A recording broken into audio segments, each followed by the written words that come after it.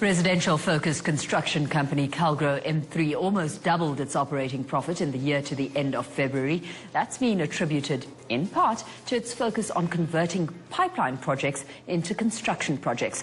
Earlier, I asked its Group MD, Wikus, Lategaan, whether he was surprised at the company's resilience given the current economic environment, or if it was simply illustrative of the exposure they have to a certain space in South Africa. I think we're not surprised. I think we're dealing in a market which is almost isolated. We're dealing in a market where housing is not a luxury, it's a necessity.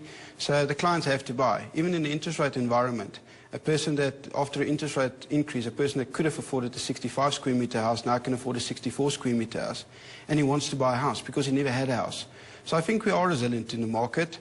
I think if you look at combined turnover, 2.4 billion, we're really rolling out on that 19 billion pipeline, which we've been promising for a long time. Yeah, and of course, a large focus on developmental housing specifically. I mean, of course, just over half of your current revenues come through from Fleurhof specifically. It's recognized by the Department of Human Settlements as a premium integrated project in South Africa. Is government's commitment to housing development still intact?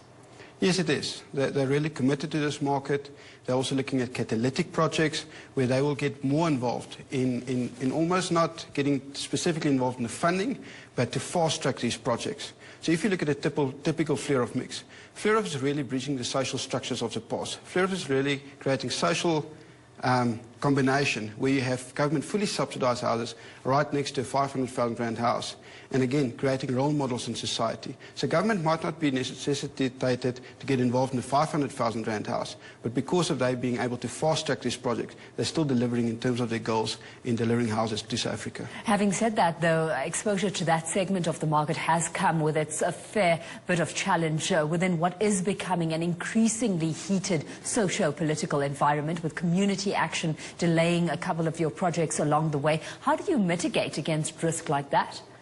I don't think you can mitigate, you just have to manage it. We mitigate against risk like that with having 12 projects in the ground. So you're always having to have those challenges. But if you have those challenges on 2 projects, you still have 10 projects delivering in terms of revenue. And that's what's giving the mitigating factor. Remember, it's also a local election year. So you're going to have more and more political pressure on these communities.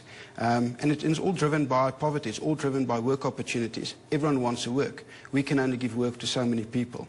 So it's all driven in that fear, and we just have to manage it. So when you've got a jobs number like the one that was published this week, I mean, just how nervous does that make you, given the kind of market you're catering to?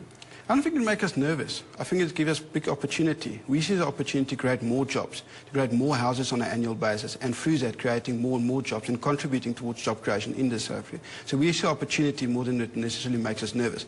Yes, there is challenges. Yes, we are going to have delays, but that we'll just have to manage. Yeah. How agile are you when it comes to your ability to switch between various product categories to cushion financial performance if need be?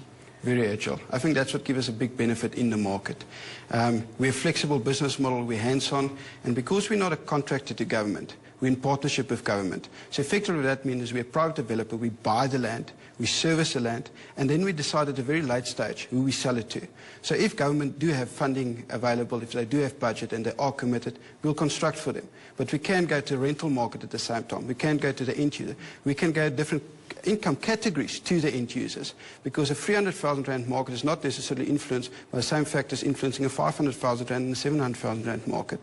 Again, with housing being such a necessity, big pressures on the rental market. Guys to say, come to acquire stock. Residential funds looking at the rental market to say, can we still get good yields in there?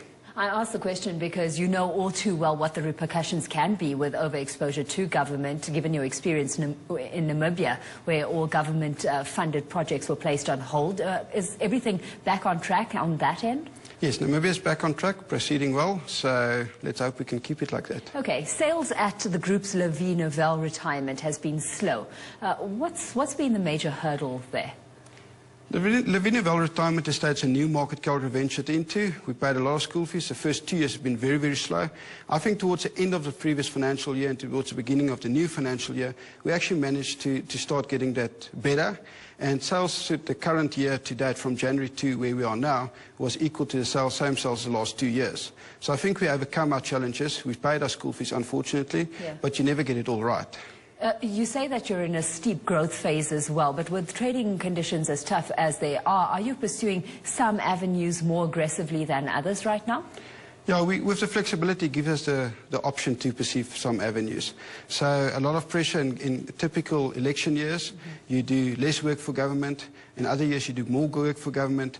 Already said there's lots of pressure on the rental market. So we're pursuing the avenues where money is more frequently available. At this stage, also, on the end-user finance side, all four of the major banks still give 100% bonds. So it's also a big avenue of sales. Yeah, of course, your Memorial Park project still expected to make that initial significant contribution to revenue. It was pretty negligible over the past year at 0.1%. When do you expect that to start kicking in?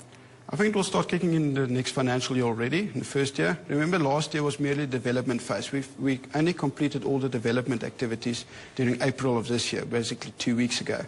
So it was still the development sales. We started building a brand on it, we started building relationships, and we always knew that we were going to learn a few lessons there, and we did. Yeah. But at least we learned it through the development phase through slow sales, and we didn't complete the development and then started to sell slow sales. And we believe sales will escalate quite now.